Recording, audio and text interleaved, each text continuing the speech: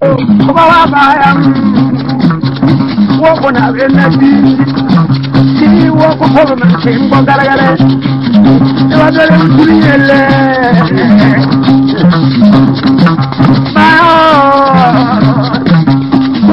By a body. Maracumo is not a cocoa bamon. You want while it is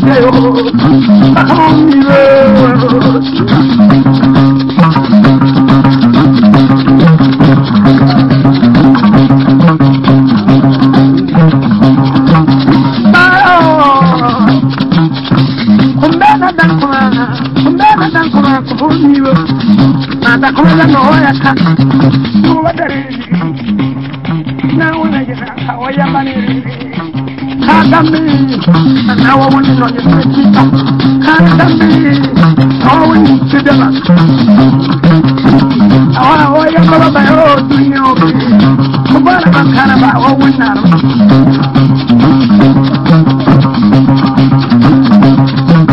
What I don't know, anywhere you don't know, baby. You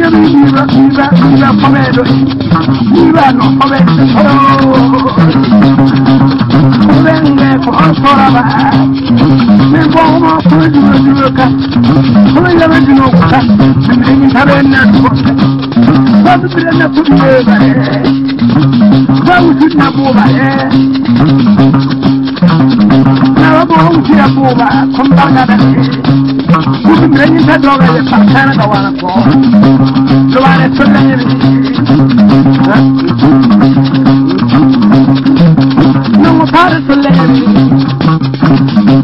You down the yard of the lady. Come on, lamp of the lady. I put you coupon over and you made never forget. My poor family. You know what's happening. Never believe, never believe, never believe, never believe.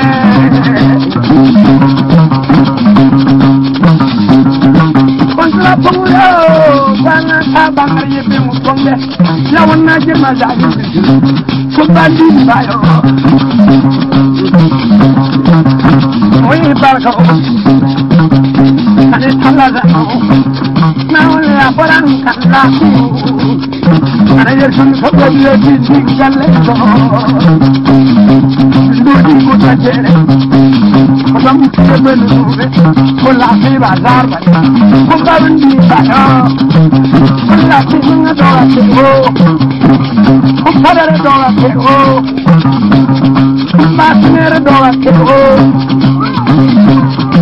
Now for all people.